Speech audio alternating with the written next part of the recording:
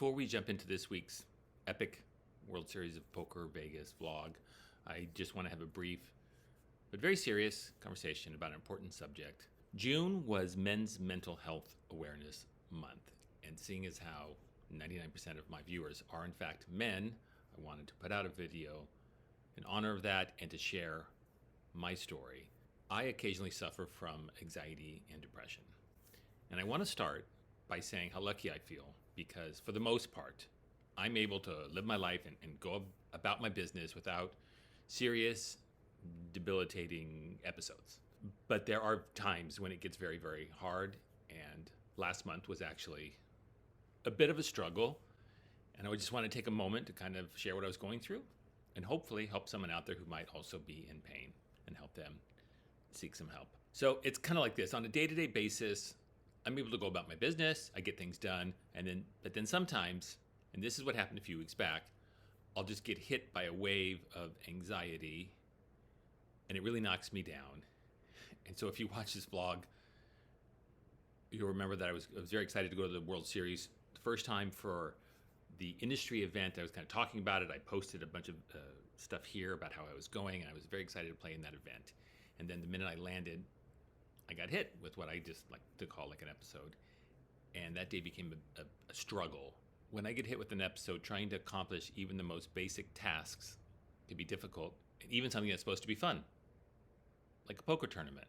So on this particular day, the idea of waiting in line for 3 hours and being stuck there and then playing poker for another 10 or 12 hours and being stuck there and not being able to just go and do something else, well, the idea of that was just overwhelming to me. It was just way too much to handle. I am in no way an expert on mental health, but I know for me personally, in my personal experience, that one of the very best things I can do is to open up and share with someone what I'm going through. Just the simple act of talking with someone is like a release valve, and it kind of lets out the stress and the anxiety. Now, I had told many, many people that I was going to be playing in this event. I even posted it here. So when I got back, a lot of people kept asking me how it went. And all I said was, oh, something came up. I wasn't able to play. And that got me thinking that maybe what I went through, if I share it, could help someone else. I do know that for me, keeping all this stress and anxiety bottled up is not a good plan. So if you are having a rough time, and I know how hard this can be, please talk to someone. And I know that as men, we often just keep everything inside. Don't. Talk to someone, anyone, a good friend, your wife, a stranger. You know, the girl at the Trader Joe's could be, hey, how's it going? You could be like, not good. You know, I'm struggling today. And she'll be like, oh, did you find everything you're looking for? And then you could be like, oh, the chocolate-covered graham with the salt? Oh, yeah, in the cold section. That's right. Thank you. I'm going to include a link to this amazing talk that the filmmaker Kevin Smith did a while back. It's like a 30-minute talk, and he's very smart, he's very empathetic, and he also has links to like resources. And I remember thinking that it was a great jumping off point if you're looking for help. And lastly, if you think you know someone who might be in pain, check in with them. Get them to talk to you. It's a start. And now back to our regularly scheduled program, Marty Poker, Las Vegas, and the World Series.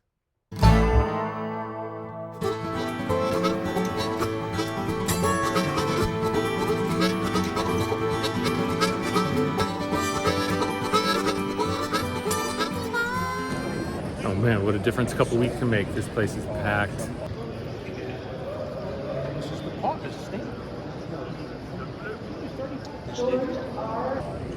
Like crazy. I was here, day one, day two? Oh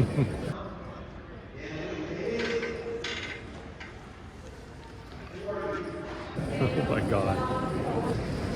All right, we're in the tag team event.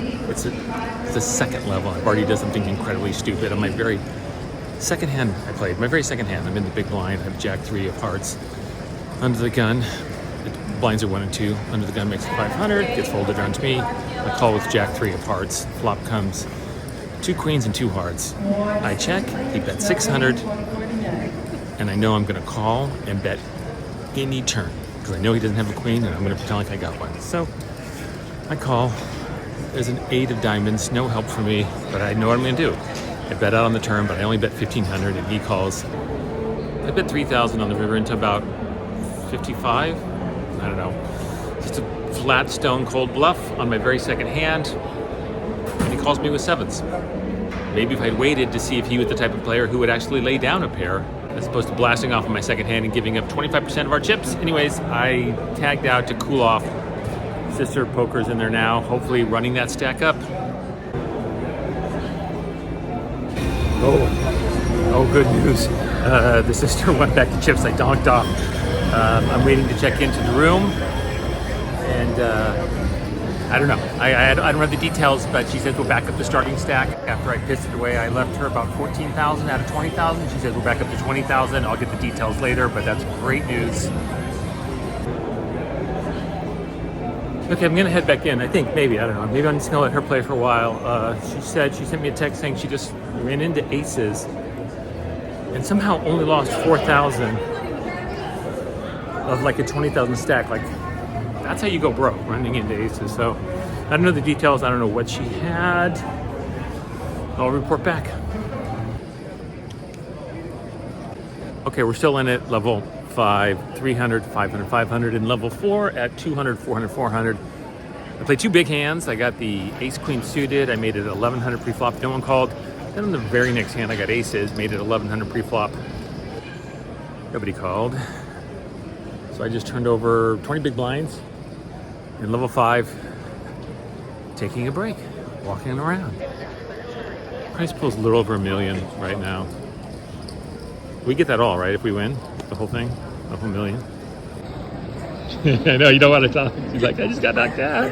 Boo. Boo. What happened? What happened? We had no chips. We had like, what, 10 blinds? No, yeah, like no chips. Yeah.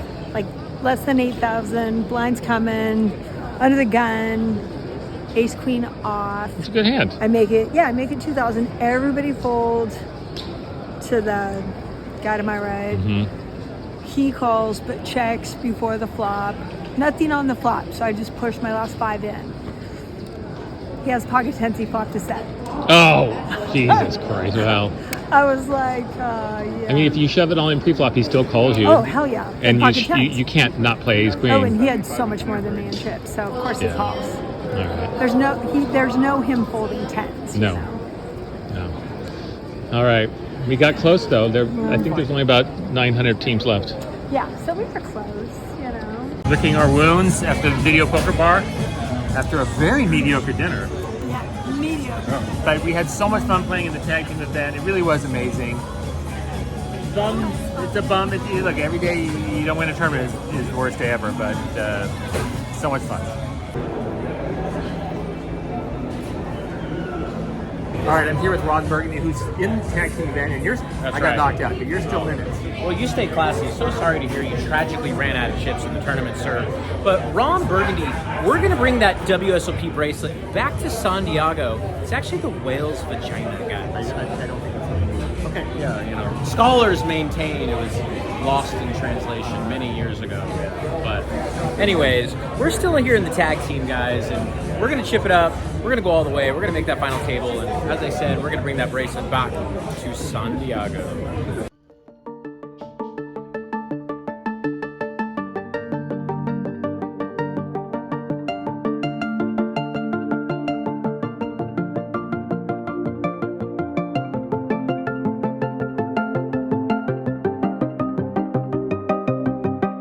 Okay, so day one was basically about me not getting paid off. Didn't get paid. Either time I had aces. Got knocked out of the tournament after about 5 hours. Played a lot of live. Broke even. So today, day 2, no tournaments. I'm going to try to do a huge 8, 9, 10 hour 2-5 session over at Paris, Bally's, World Series of Poker. It's chaos on this trip.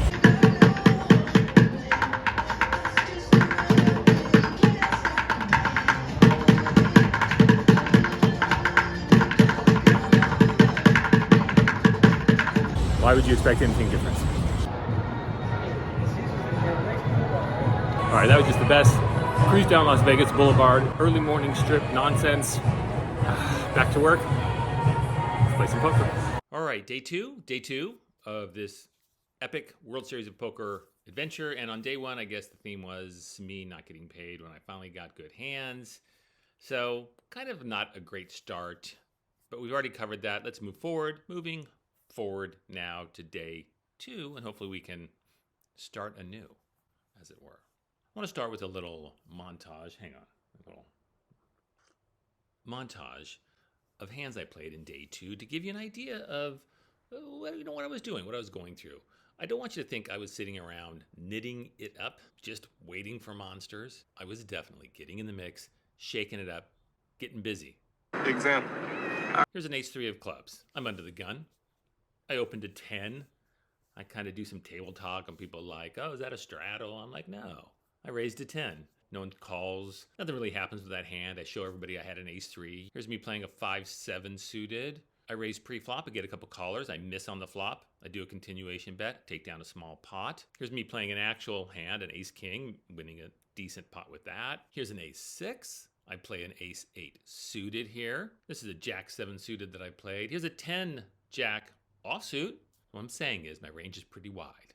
A decent VPIP if anybody happens to be paying attention, so that when I hit a big hand, like with these 7s, I'm going to get paid off, right? So I have raised pre-flop. I have gotten a couple of callers. I flop a set.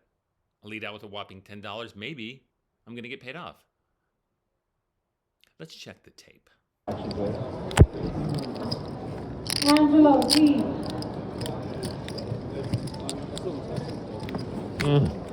Oscar. Feels like a waste, huh? It really does. Oscar. Thank you. Nope. No callers when I flop that set. That's okay, because now I've picked up aces. I'm sure I'm going to get some action with these aces. I do a little bet pre-flop. I think it's $15. Let's check the tape. 2 hours. Bruce, last call, $5 bomb. Bruce, $5 bomb. Last call for Bruce. Last call, Bruce. They just opened up season. Are you effing kidding me? Oh, okay. Which is like on the border, Okay. and it's only like $25 bomb. Has open Oh, seating. okay. $25 bomb. Open seating. I play it. You got the Season, aces Southern and then Indiana. nobody did. How about I've been Louis? playing. I've been playing Some of the 8, 10, dealers 6, in 4. 125. Hey, that's better than me. I'm getting jack 3. 125. I've been playing lots of crap too. Yeah. some of the dealers. No action with those aces. So the theme, as it were, continued on day 2 of not getting paid off when I made my big hands. I play for many hours, pretty much breaking even. I take a break, come back after dinner with a fresh start and a fresh attitude. Gonna play great poker, gonna win, gonna get paid. And as it turns out, I get into it on my very first hand. Now, I want to say, my entire 2 days of poker, as often happens, pretty much comes down to 2 hands that I play. And I'd really like honest input and feedback from people. Never have I claimed to be an expert. I'm not claiming I played these hands perfectly. I'm going to tell you what happened and hopefully maybe get some solid feedback. We can discuss it as adults. We're all adults here, right? It's true. So I'm sitting down at a brand new 2-5 game, post-dinner. I'm handing my chip runner $500. I am taking the big blind. Under the gun makes it 20. It gets folded around to me. I have 10-8 suited, and I decide to play this. Okay, you can always just throw away a 10-8 suited, but I feel like I want to play it, see a flop, maybe make a really big hand and trap somebody who's got, I don't know, aces or kings. So with my 10-8 of spades, I call, we're heads up, and the flop is jack 9 of spades and a 6 of clubs. Okay, an excellent flop when you play 10-8 of spades to flop the straight flush draw. I check, as I'm doing with 95% of my hands here. And then the under the gun player who opened the action pre-flop checks it back to me. I don't think she's checking it back to me with aces, kings, or queens. Maybe. Obviously, she could. I just don't think she is. The turn brings a 9, pairing the board. And I really like this card a lot. I really think at this point I can start to tell a story. So I lead out for $30 into 40. She doesn't think very long before she calls. Okay. Obviously, I'm hoping to make a straight or a flush on the river, but even if I don't, I do feel like I can take this one away. So with about $100 in the pot, the river comes, a very boring red deuce. At this point, with $100 out there, I've got nothing but jack high and a dream. So I'm going to lead out. I decide to do an overbet. of $110. This puts her into a bit of a tank. I avoid the snap call, which I like, and now, of course, I'm just fold, fold, fold, fold, fold, fold, fold. Unfortunately, my mental telepathy powers do not work on her, and she calls me with ace-king. I like the way I played this hand, but if you don't, I definitely want to hear about it. I feel like she had the exact hand I put her on, which is a couple of overcards, but not a pair, and that is the exact hand I was hoping I could get out with my bet on the river. Like I said, I don't hate this play, but I definitely want to get some feedback. Thanks. No fun losing the very first hand. That's okay. We shake it off. We throw a couple more hundred on the table. We play a few orbits, and this hand goes down. I pick up aces in middle position. I've got about 325 in my stack. I open to 15. I get a caller on my left, and then the button kind of goes into the tank a little bit, and he calls. So three of us are going to see a flop. And the flop comes Jack 7-4, 2 clubs. With 45 in the pot, I lead out for 30, get a pretty quick call from the player on my left, and then the button, once again, really kind of thinks about it. Finally, he calls. So three of us are going to see the turn. The turn is the 7, pairing the board. What to do, what to do, what to do, what to do, what to do, what to do, what to do. We've got a paired board.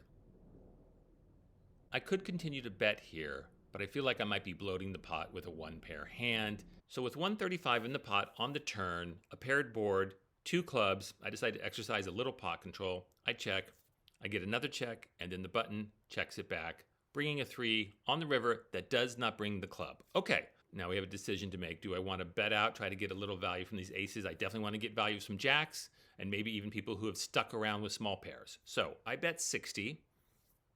Player on my left looks over at my stack, does one of those how much you got things. I show him. He thinks about it, and he goes all in. Player on the button gets out of the way, and now it's back to me. What to do, what to do, what to do. The old shove it all in on the river. Okay, well, this is a very polarizing bet. He either has nothing or a monster. The odds are better that he has nothing, that he's got a missed club draw. I bet 60 into 135. I've got about 250, 275 behind at this point. He shoves it all in. He's got me way covered. He started the hand with probably 1,500. So for me, it feels like this is the perfect opportunity for him to bluff. He's got a big old stack. He can push me around with my smaller stack. Yeah, definitely feels like a perfect opportunity for him to bluff. Obviously, he could also be playing a 7 this way. I think about it. Maybe I don't think about it enough. This is one of those situations where you've been in town for a couple days, you've been playing a decent amount of poker, you haven't won yet, and you're like, I want to win a good pot. So I call him, and you probably saw this coming. He had a 5-6, which I didn't even see. All I saw was those clubs, and I kept thinking, no club, no club, no club. Didn't occur to me that, of course, that he had a 5-6 of diamonds. So on the flop of Jack 7-4, he was open-ended. So I lose that one, pack it up, and call it a night. Real quick, I would love to get feedback from anybody who's watching about these two hands, but specifically, 2 people. Vegas Vic, man, you write great comments and commentary in hands. If you watch this, please weigh in on these 2 hands. Let me know what you think. And also, Borgata Brian from Atlantic City, who I met at the Lucky Lady. We got into a great conversation about poker. I would love to hear your thoughts on these hands as well. If you haven't yet, please take a moment to subscribe. We're almost to 1,000. Very exciting. I've said in the past that winning and fun go hand in hand with poker, but this is one of those times where I did not win, still had fun. Kind of a miracle. It was a great couple of days in Vegas. I got to be there for the World Series. I got to spend time with my sister. Thank you for watching. We will see you soon. Next week, great vlog, and I win. Check it out.